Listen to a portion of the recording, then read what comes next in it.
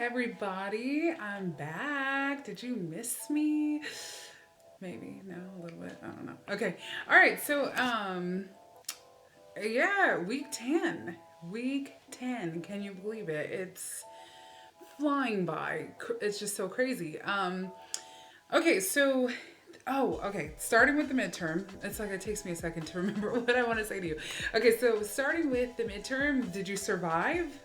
Um, I know that the fill in the blank thing was a nightmare. I sent out 2 emails about the fact that I was going to fix the fill in the blank issues, and I don't know if we're just not reading emails from me because I got a lot of emails about it. And then after a while, I was like, I can't keep responding to these emails. On one end, I'm going to take it as a good sign that we're watching these videos and not paying attention to the emails. That's how I'm gonna take it. That's how I'm gonna take it. So, I did go in and like correct all of your spelling error things. So if you still see something that needs to be corrected, just let me know and I will go back in and look at it. The final is gonna be the same way, except no fill in the blank, because oh my god, I did not realize it was gonna be that finicky. So we'll probably not even probably. We will do a multiple choice, only true, false, that kind of thing. No fill in the blank, matching, stuff like that. Anyway, okay, so there's that for the midterm. Shout out. Wait, is this. What section am I on? Section 4. Okay, so shout out to David McGinnis for telling me that there was an issue with the grade view, the way that you were seeing it. So if you go back into your grades, you should be able to, it should look a lot nicer. Um, I won't go further into that. You can look at it and see that it's a little bit different. And the other thing is too, I did not realize that some of you were leaving me comments on these YouTube videos. So I just saw them and thank you for leaving comments, and that's really cool. I'll check those too, so you can leave comments there if you want to on the films. And then speaking of YouTube, another thing I was thinking about doing is YouTube does this YouTube Live where I can go live on the channel, meaning it would be like Skype in a way, except for all of you could just watch it and you'd be able to type me questions. So what I'm thinking is, I feel like I'm not explaining it right. Okay, so what I'm thinking is I can go live on YouTube. You can all see me at one time. So it will be like how I'm doing this video right now, except for it wouldn't be a video, it would be live. And then if you have questions or anything like that, you can type them. I can see them immediately and then I can respond to you. So it's like we'll be able to talk back and forth. If that's something you're interested in, because I'm thinking, especially for like, especially for lecture type things, like instead of me doing a lecture like this, I think it would be like more time effective and just better if we had a live session where you could read through the chapter, and then if you have questions about like some of the theories, some of the concepts, stuff like that, you can ask me and then I can answer you like right away. So it would be kind of like in-class participation. So I'm excited for it. I would like to do it, but I would like to know if it's something you would be interested in, because I can't live chat to myself. That would be weird. So I will send out one of those choice forms again, like the choice survey things, and hey, are you interested in even doing a live chat? The YouTube live situation. And then if so, I'll figure out like days and times that work for everybody. But we'll just start with, do you even want to do that in the first place? Because I think that might help instead of me doing a lecture, then you can ask me questions and stuff, and I can answer them immediately. All right. And another thing I wanted to mention was Skype office hours. So I will be doing oh my God, we can have office hours through Skype. I'm on campus Tuesdays and Thursdays, and I have a break between noon and 1 o'clock. I know that time doesn't really work for a lot of people, so and the other thing is too, if you do want to meet during that time and that works for you, that's great. Just send me an email and let me know that you plan on coming. Otherwise, we could do a Skype office hour. I'm totally fine with that too. Just send me your Skype information and what time you want to do a Skype office hour, and we could set that up. So those are my initial announcements going into the week, and I will continue with the discussion forum feedback.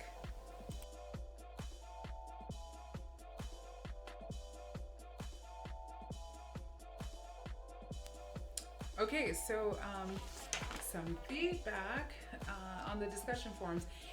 Please be sure to change the subject line and put your own subject line in there, so that way, again, it's easier to keep up in the conversation of like who's responding to who. So yeah, just another reminder, please do that. Okay, so I think that I'm going to be like, you know, what's the word I'm looking for? I don't know what this means. What does this mean? Like clever, I don't know, enough to put like your comments down at the bottom of the screen. Like I'm trying to learn this whole editing thing. So I might be able to put your comments up as I talk about them. So we'll see how the video turns out. If I don't, this whole section's gonna look stupid. But hopefully I figured it out.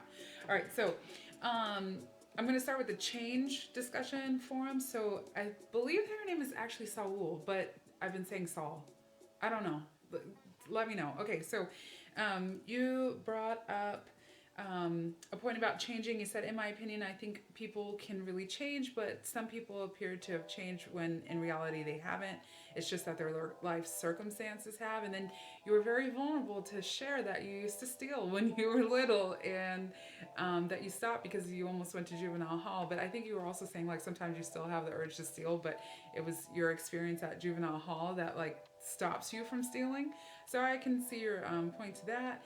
And Jared, oh, you know what? As much as I talk about like, oh, you know, don't agree, don't just agree, I've been noticing the last few discussion forums, y'all have been getting into it. It's nice. I like it. And it's been respectful, so I appreciate that too. But Jared, you were disagreeing with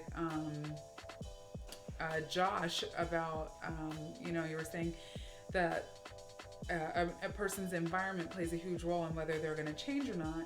And then David, you brought up one statement that I felt really discredits the paragraph about population heterogeneity, is when it says, because people affect their environment and not vice versa, the best predictor of future behavior is past behavior. And you mentioned I might be taking this too literal, but how could one say that the environment does not affect the people? So it's interesting because I thought about, you know, there's always those things like once a cheater, always a cheater, once a liar, always a liar.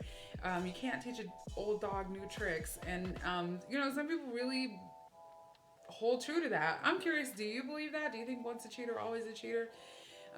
We could have a little therapy session about, you know, relationships gone wrong. But anyway, so the thing I thought about, because it seems like most of you were saying that environment does change a person and that people can really change. And so I thought about how we use a person's criminal history in court to decide, you know, sentencing. A lot of times people bring up a person's criminal past in order to say something about who they are as a person. Do you think that that should continue? Do you think that we should look at someone's criminal history when they are brought to court? And then the other thing I thought about too is, you know, if we're saying that environment affects a person and can will them to change, what circumstances in a person's environment can lead them to stay the same? And also too, what exact instances do you think in a person's life would lead them to change? And life course series talk about that. And I meant to say at the beginning of this that these are my favorite theories. I love life course theory. I love age graded theory. I love trajectory theories. I just think that they are fantastic. I think that they're very applicable, and I think that you know, when I teach juvenile delinquency, we talk about it a lot, and the fact that we lock up juveniles when they're so young, when they simply are going to age out of crime. Most people are not life course persistent offenders, so you know, I think that this early juvenile intervention really doesn't do us any good as a society. So there's that. But yeah, life course theories, love them, love them. Okay, and hopefully you like them too. Moving on to the gypsy discussion board. Oh my God, isn't that just so? you just think like you just never know what your neighbors are doing, what people around you are doing. Everybody could look one way, next thing you know they're like, killing people. It's just insane. My heart just broke for Gypsy because it's awful, what happened to her. The unnecessary surgeries, and oh my god. So some interesting comments that we got from this one. Let's see. Oh, Gabriella, you were saying, although the article did not mention anything about her mom beating her or physically abusing her, what she did to her daughter was abuse. And then it was interesting because David Taylor, you were saying that you believed that Gypsy's mom really did think that she was sick, and that Munchausen is psychological disorder, and so it's not necessarily abuse. I'm not sure if that's. I think you mentioned something about it being wrong. I only wrote down the last part. In my opinion, in my personal opinion, I do not think Dee Dee thought Gypsy was sick. But I just wanted to know, for the rest of the class, do you agree? Do you disagree? Do you think that Dee Dee really thought Gypsy was sick, or do you think that she was trying to get over and get that house and car and trips to where they go, like Disneyland and stuff? I'm just curious to see what you think. I mean, I don't think there's a right or wrong, but just interesting. And then Hiroko, you brought up control balance theory. And I'm going to just put your comment. I have a whole paragraph of stuff that you had written down here, but I thought you brought up a good point about, Gypsy going from being the controlled person to controlling her boyfriend, Nick. And then the other thing I thought about was, what theory do you think you could apply to Nick and what he was doing? And I know we don't know anything about his life or anything, how he grew up. So you could use some previous theories, but maybe if you were to infer, what do you think would be the reason why Nick killed Dee Dee? Because Gypsy was not the one who killed Dee Dee. Nick did. So I'd be interested to hear about that. Lorena, you brought up trajectory theory, and I thought that was really good. The trajectory theory explains that each criminal activity is independent and that they're all unique and must be treated independently. What do you think, what trajectories do you think led to Gypsy's actions? Because there are three main ones, and now that I'm looking at my notes, I don't have them. Crap. I know that I put them in the, hold on. Lies. I could just refer to the book. Found them. If you have the book, it's on page 311. Do you hear September barking? Oh my god, stay tuned to the end of the video. Little cameo. All right, so do you think the authority conflict pathway led to her actions, the covert pathway or the overt pathway? So that was in response to Lorena and the trajectory theory. And then Marissa, I thought that your subject line, WTF, you're so right, WTF. It is really sad what happened to her. And, it was interesting that only one of I think it was in this article, right? Because I read a couple articles about Gypsy's story. But I'm pretty sure it was in the article that I sent you that only one of the doctors was like, I think Dee Dee might have Munchausen. But all the other ones just, we believe you, we'll rip her teeth out. It's just crazy. Okay, and then lastly, the death penalty discussion forum. Cynthia Vargas, you mentioned that you think Victorino should be sentenced to death because he was the mastermind behind all of the killings, and that if it wasn't for Victorino, none of the other boys would have gotten into trouble. I thought that was kind of interesting.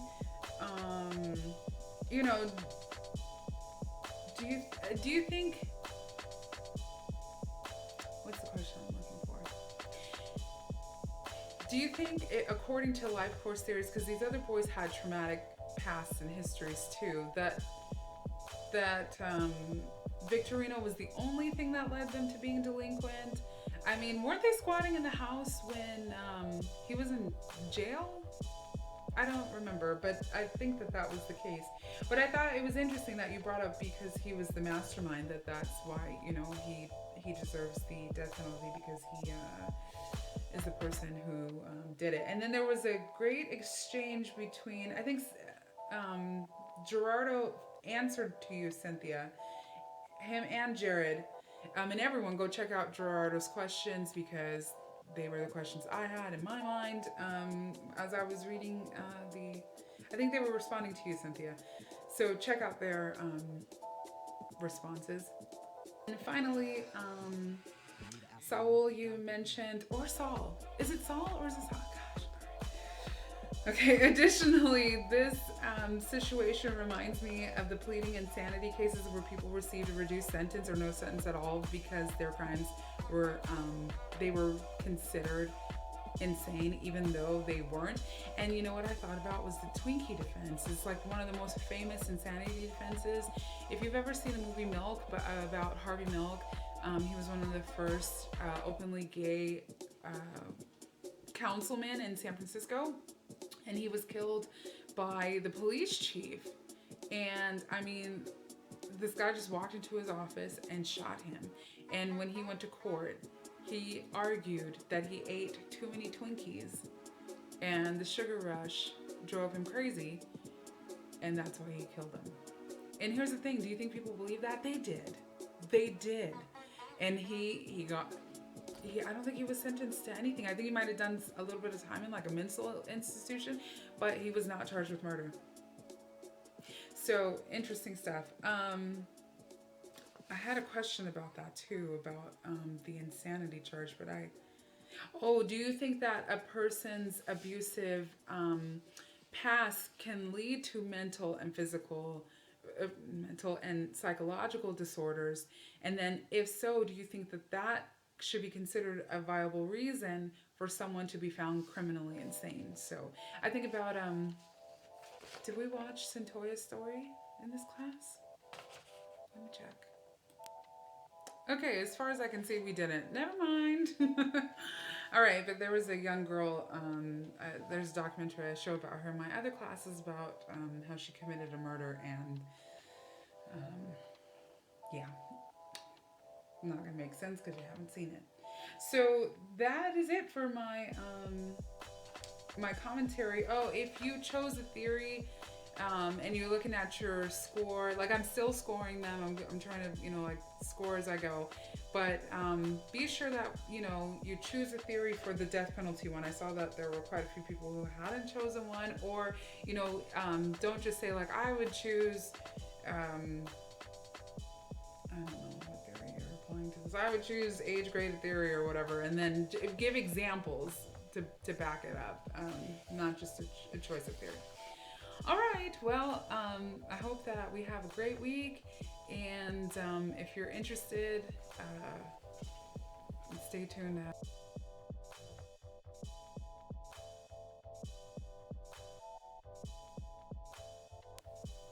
Okay, so there's been some requests for September, my dog. This is Timmy. She's a Min Pin Chihuahua mix. Oh, and a little camera shy, but that's her. Say hi, Tim. All right, well, there's September.